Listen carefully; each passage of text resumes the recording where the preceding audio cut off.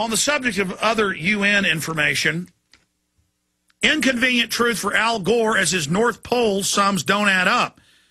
It turns out, remember Al Gore 3 years ago said that by 2009, the summer, that the entire Arctic and Antarctic ice caps would be melted? Unfortunately, they grew by 24%, according to NASA. But see, it doesn't stop Al Gore. Again, yesterday in a press conference, well, not a press conference, a closed-door meeting with only select members of the UN, a press briefing, showing video of the Arctic melting in the summer. That'd be like if I lived in Wisconsin and I went out and showed my house December 15th covered with snow and said, look, it was once cold. And then I show them July 4th, 2010, and say, look, now it's green grass. It's global warming. Yeah, because the Earth's tilted towards the sun. We're orbiting a giant nuclear furnace. But Al Gore 3 years ago said it would be completely melted. It's actually gotten bigger. Bigger than it was 3 years ago, because not only does it get bigger in the winter, smaller in the summer, there's cycles. And this has all been recorded by Arctic expeditions. You know, 1 year an Arctic explorer goes up, and then it gets cold and traps him 200 miles in. And they say, oh, the last expedition 10 years ago, this didn't happen because it fluctuates. I mean, it's even more asinine to say that polar bears can't swim. But worse than that is to say that climate change is abnormal. Think how dumb they think you are. Climate change. Change. Climate change. There were times in British history where every year major rivers froze. Now it hasn't happened in a century. But there were times before that when it didn't freeze at all either. They have records of all of this. It fluctuates. But again, they tell your school kids that penguins can't swim and are drowning. That's what you let them do. These criminals, they know what they're doing. Al Gore came out again and said, look, 5 to 7 years, there's not going to be any ice caps.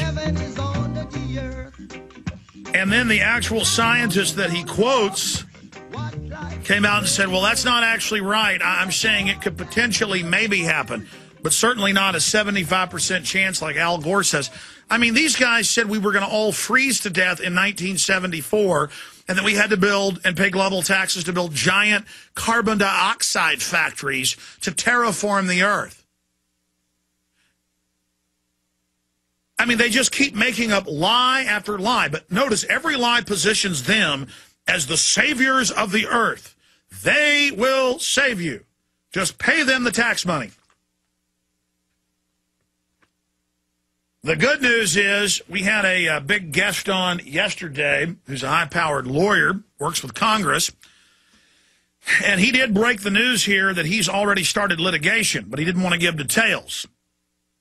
And I don't know if this is that litigation, but there's a lot of litigation against these different universities and government bodies in the emails openly engaged in fraud.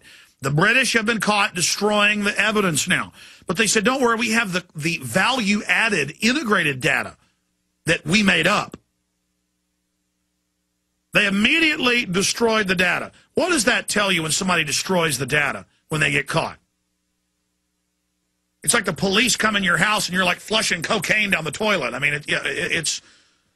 Or let's say you've been killing little kids. You're like throwing their body parts in a furnace as the cops come in, pouring gasoline on it. I mean, just caught red-handed.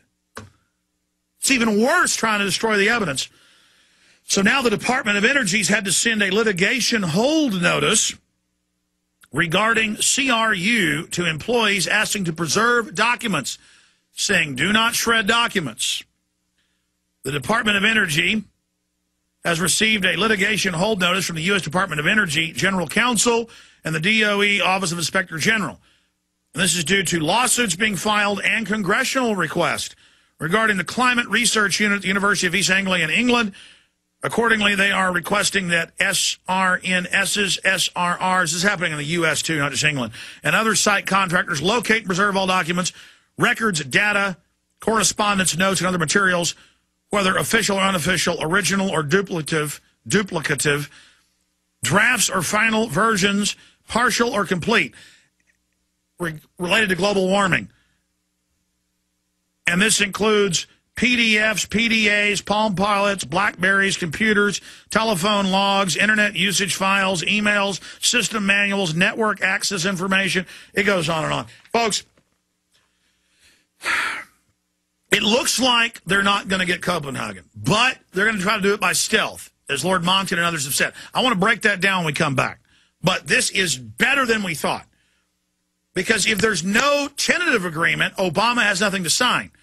So what they'll do is they're going to sign an agreement to agree to meet in Mexico City next year, like our expert guest said yesterday. And that's now come out today.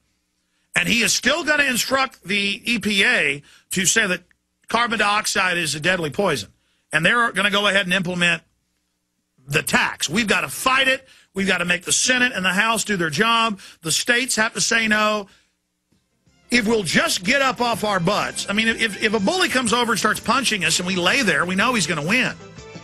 But if we just attack the bully, if he's bigger than us in the info war, pick up a rock, slam it upside their head. I mean that figuratively. I mean, do whatever you got to. Pick up a stick.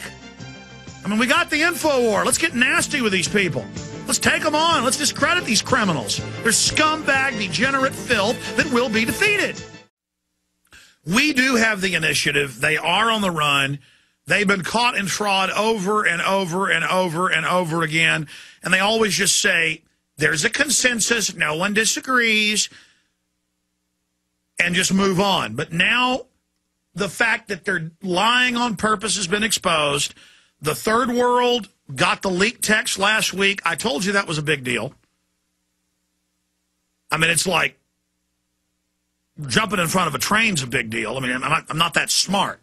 When they keep the treaty secret, they plan to keep it secret until Thursday so they can ram it through with Obama there. I mean, imagine how these governments operate. Oh, the treaty's secret. We can't let you see it, and then they leak it, and it says the third world has to make right at double the cuts, and it's meant to shut them off so the IMF and World Bank can take over and totally control them. We'll have a banking dictatorship. The UN will have no power. Private banks will rule the planet. I mean, it's just so openly certified corruption, certified tyranny. And, of course, the third world was suckered and told, oh, yeah, you're going to get all of America's money. You're going to get all of Europe and Japan's money. Yes, the same IMF and World Bank that have always been robbing you blind, they're going to suddenly give you all this money because George Soros promises because he's a nice man. And these gullible fools, all paid off by Soros and the UN, I guess they weren't fools, showed up thinking they were about to get a bunch of money, and they were told, actually, we're going to kill most of the people in your country. 15 million starve to death every year. Just our ethanol scam, taking the food production for gasoline, that made 10 million more starve to death. This will be 100-fold that. How's that sound? And the people were like, even though you bought us off, you want to kill most of our people? Yes, we do. And have a one-child policy. How does that sound? Well, gee, already most of our people know you spike the vaccines and kill them. We're going to get overthrown if we try this. And they literally, the Africans were crying on TV over it. And our media would spin it and go, the Africans want America to make bigger cuts because America flooded the ocean and made Africa flood. I mean, literally, they're on the news saying Africa's flooding. I mean, it's just... The UN's own report says we've had the least amount of natural disasters per capita in the last decade. Then here it is, natural disasters at decade low. There you go, in 2009 UN report, Reuters. So it's a decade low this year. And some of that other news. But the point here is that they are in big trouble, but they're not going to stop. These are criminals. They want to run your life. And they are brainwashing your kids. They run your local schools. They run everything. And you've got to go to your city councils, go to your school boards and say, stop teaching this fraud. Stop teaching my kid your one-child policy. Stop your brainwashing. You degenerate control freaks. Get out of my life, you parasites. We're going to come back, take a bunch of calls, get into the big push now, not just for government-run health care, which looks like it may pass, but for a bunch of new taxes. Earth's tilted towards the sun. We're orbiting a giant nuclear furnace. But Al Gore 3 years ago said it would be completely melted. It's actually got my house December 15th covered with snow and said, look, it was once cold. And then I show them July 4th, 2010 and say, look, now it's green grass. It's global warming. Yeah, because the entire Arctic and Antarctic ice caps would be melted. Unfortunately, they grew by 24%, according to NASA. But see, it doesn't stop Al Gore. Again, yesterday in a press conference, well, not a press conference, a closed-door meeting with only select members of the UN, a press briefing, showing video of the Arctic melting in the summer. That'd be like if I lived in Wisconsin and I went out and showed, on the subject of other UN information, inconvenient truth for Al Gore as his North Pole sums don't add up. It turns out, remember Al Gore 3 years ago said that by 2009, the summer, that the